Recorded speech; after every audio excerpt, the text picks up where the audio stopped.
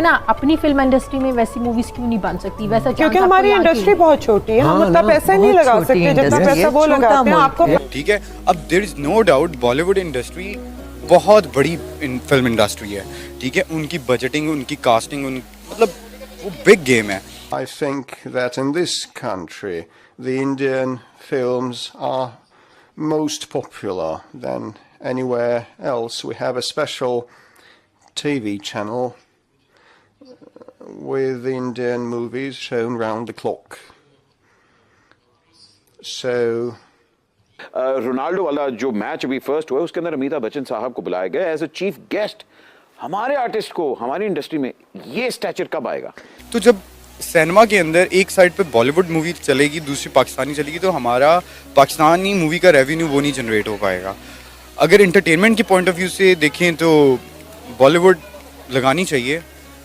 Indian आपकी film नहीं देखता, इंडियन अब्रॉड भी आपके शोज में नहीं आता, वो अपनी फिल्म तो देखता है ना। तो अगर आपका आर्टिस्ट इंडियन फिल्म में नज़र आएगा तो इंडियन देखेगा, ला मुहाला, ठीक है।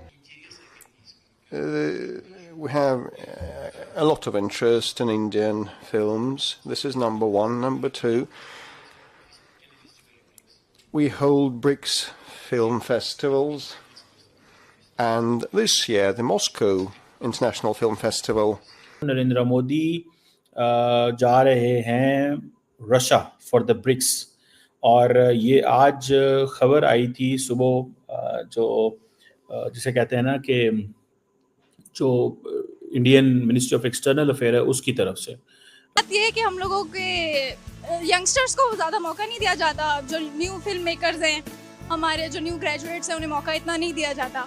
एंड हम लोग एज एन ऑडियंस हम लोग न्यू आइडियाज़ को बिल्कुल भी एक्सेप्ट नहीं करते। हमारी सोसाइटी में बैन लग जाता है, यूट्यूब पे बैन हो जाता है, या फिर कहते हैं कि ये हमारे रिलीजियस सेंटिमेंट्स को ये चीज़ हर्ट करी है। हमारा ड्रामा जितनी कीमत में बनता है, जितने पैसों में बनता है, उतने पैसों में उनका शायद 2 मिनट का कंटेंट भी नहीं बनता।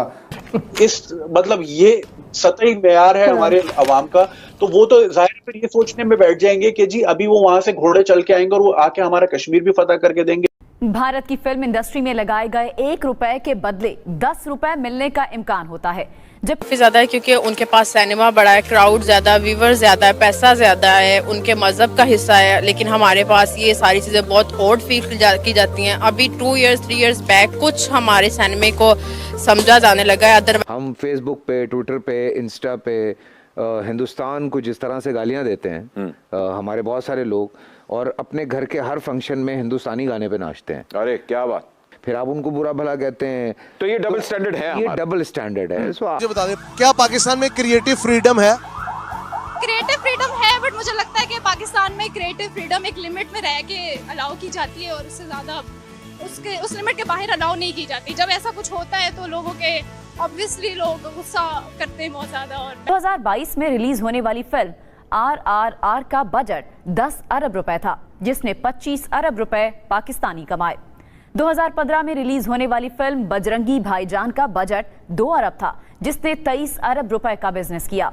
फिल्म सीक्रेट सुपरस्टार 2017 में रिलीज हुई, जिसका बजट 35 करोड़ था, और फिल्म ने 22 अरब रुपए का कारोबार किया। सलमान खान भी है, बीइंग ह्यूमन भी है, बीइंग ह्यूमन की उनके जो एक चैरिटी का मैच है सलमान खान की, और हमारी तरफ से भी पाकिस्तानी आर्टिस्ट भी खेल रहे हैं। वो सलमान खान को ऐसे देखते हैं जैसे भूखा लंगर को देखता है। ये जरा खोलिएगा, ये इसमें कैसे कैसे वाकयात ऐसा है ना, क्योंकि उनका जॉनरा बहुत बड़ा है यार, बात को मानना पड़ेगा। बेहतर इंडस्ट्री है इंडियन इंडस्ट्री। जो उन्होंने काम किया है हॉलीवुड की टक्कर का किया है, ये मान्य, कोई माने ना माने। जो उनके एक्टर्स हैं, जो उनके डायरेक्टर्स हैं, जो उनके कहानी नवीस हैं, वो आउट क्लास है। सलमान खान आर्टिस्टों के बीच में भी बाउंसर लेके घूम रहा था, आर्टिस्टों से बचाने के लिए कि आर्टिस्ट भी चिपक जाएंगे। लेकिन वो पाकिस्तानी आर्टिस्ट, मैं आपको बताऊं, सलमान खान बहुत डाउन टू अर्थ आदमी है। आपसे जरा सा मुझे एक बात, इधर कुछ स्टार हैं, बात करने का तरीका आता नहीं है, बोलने लग जाते हैं जी ये कर देंगे जी, हम वो कर देंगे। वो फैसल कुरैशी आई थिंक, वो उसने एक शो किया है, वो अल्लाह माफ़ करे, वो लड़की के ऊपर एटीट्यूड अपना दिखा रहा है। यार बॉलीवुड जो है, अल्लाह बहुत बड़ी, अल्लाह की कसम, वो तो इंडस्ट्री बहुत बढ़िया है। बहुत बढ़िया। बात कर रहे थे टॉलीवुड की, जहाँ से केजीएफ, बाहुबली वगैरह निकलनी है, ये इंडस्ट्री कैसे इतनी ऊपर चलेगी, क्या वजह है? यार उनका बजट भी तो देखो ना। तो ये बताएं कि लॉलीवुड इतना पीछे क्यों रह गया, मतलब बॉलीवुड भी आगे निकल गया, टॉलीवुड भी आगे निकल गया। यार देखो ना, अब उनकी वहाँ पे पंजाबी मूवीज भी होती है ना, तो उसमें होता है कि एंटरटेनमेंट के साथ साथ स्टोरी लाइन भी अच्छी होती है। हमारे यहाँ पे फोकस करते हैं कॉमेडी को।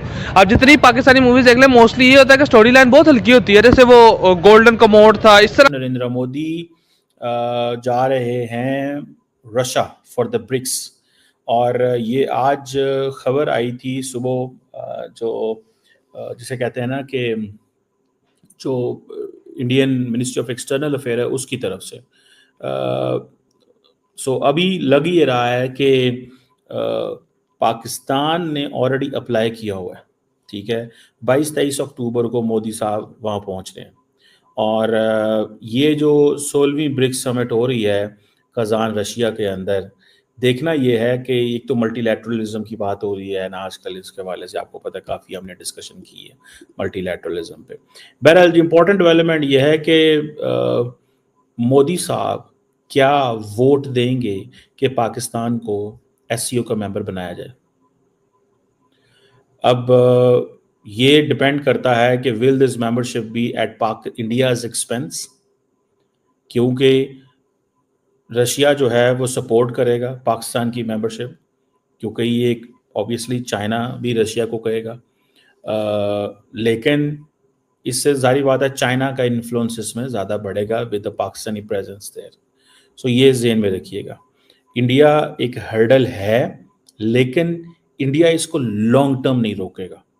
शॉर्ट टर्म रोकना चाहे तो रोक सकता है, लॉन्ग टर्म नहीं रोकेगा if this is to be done, मुझे ये लगता है। सो इंडिया का जो है वो रोकना या बात करना शायद बनता है, लेकिन मैंने आपको बताया लॉन्ग टर्म नहीं रोकेगा।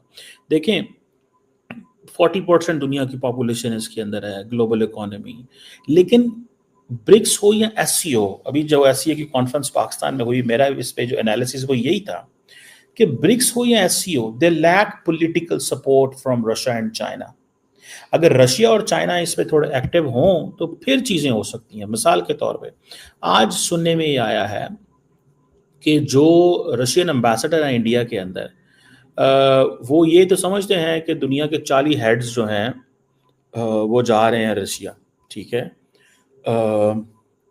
लेकिन सुनने में जो खबर आ रही है कि रशियंस ये कहते हैं कि हम एक नया पेमेंट मेथड लेके आना चाहते हैं, एक नया पेमेंट मेथड लेना चाहते हैं।